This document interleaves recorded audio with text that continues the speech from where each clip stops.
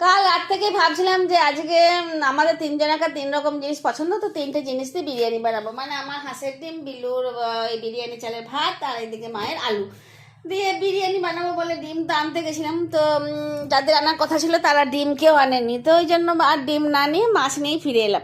মাছ নিতাম না, আমি আজকে ওই সবজি ঝোলই করে নিতাম, কিন্তু ভাবলাম যে মাছটা বেশ টাটকা দেখেই বোঝা যাচ্ছিল, তাই মাছটা নিয়েই ঘর ফিরলাম। দিয়ে যাই হোক মাছ ধোয়াধুয়ি করে নিয়ে এসে তো রাখলাম। দিয়ে মনে মনে ভাবছিলাম যে ভিডিওতে এত দেখি যে মাছের বিরিয়ানি বানাচ্ছে, তাহলে যে মাছেরই বিরিয়ানি করি। তো জানো তো ঘরে মা আছে, ধমক দিলে আমাকে যে না না এই আঁশটে গন্ধওয়ালা মাছের বিরিয়ানি বানাতে হয় না, বিলু এসে খাবে না, একটুও মুখে দেবে না। আর সত্যিকারই ও 2:30টার সময় ঘরে ফিরে, সেই টাইমে ঠান্ডা হয়ে গেলে খেতেও ভালো লাগবে না, একটা জিনিসটা গরম গরমই ভালো। তো ওই জন্য আর কী করবো, মাছকে বাদ দিয়ে দিলাম, দিয়ে আলু আর ওই বিরিয়ানির চাল সেদ্ধ করে আলুর বিরিয়ানি বানালাম। আমি আলুর বিরিয়ানি যেমনই করি, যত তাড়াতাড়ি করি, যত চটপটি করি, খেতে কিন্তু দুর্দান্তই করি। মানে এটা নিজের নাম করছি না, সত্যিকারই বলছি। আমার ঘরের সবাই বলে আত্মীয় স্বজন থেকে শুরু করে যত লোকজন আমি সবাইকে খাইছি, সবাই বলে।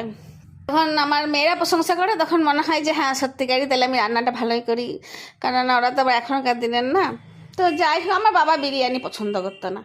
তো এবার মাছগুলো রইলো বাকি, তো মাছটা কী করবো, তো ওই জন্য ভাবলাম যে বিরিয়ানির সাথে তো তোমার চিকেন রেজালা, মটন রেজালা এগুলো সবাই খায়, তাহলে আজকে মাছের রেজালা বানিয়ে দেখি কেমন হয়। তো মাছের রেজালাটাও বলতে নেই, দুর্দান্ত বানিয়েছিলাম। আরে রান্না সেই নাম হচ্ছে নানা রকমের, মশলা সেই একই রকমের, কাজু আর তোমার টমেটো আর ওই জায়ফল, জয়িত্রী, এলাচ, লবঙ্গ, দারচিনি, যা যা মশলা আছে হাবিজাবি সব দিয়ে পরে আর বেটে নিয়েছিলাম। তারপরে সেটাকে ভালো করে তেলে কষিয়ে, প্রথমে পেঁয়াজও কুচি করেছিলাম, পেঁয়াজ ভালো করে ভেজে আর কষিয়ে নিয়েছিলাম মশলাটা, বেশ গাঢ় গাঢ় তোমার মশলা করেছিলাম। তারপরে জল ঢেলে ফুটতে দিলাম আর মাছগুলো ফুটিয়ে নিয়ে নামিয়ে নিলাম। কিন্তু খেতে রেজালাটা এত দুর্দান্ত হয়েছিল যে কি বলবো, মানে বিরিয়ানির সাথে যে মানে দইটা দরকার, সেই দইটার আজকে প্রয়োজন মানে পড়েইনি।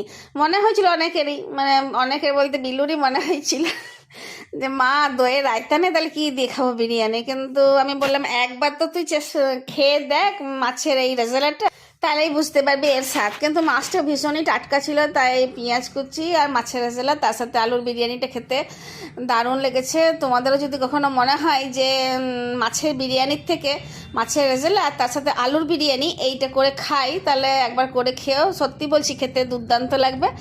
ভালো লাগলে লাইক শেয়ার কমেন্ট করতে ভুলো না। তাহলে আজকে আসি, আজকে ভেবে নি আবার কালকে কি রান্না। তার মাঝে টং টং।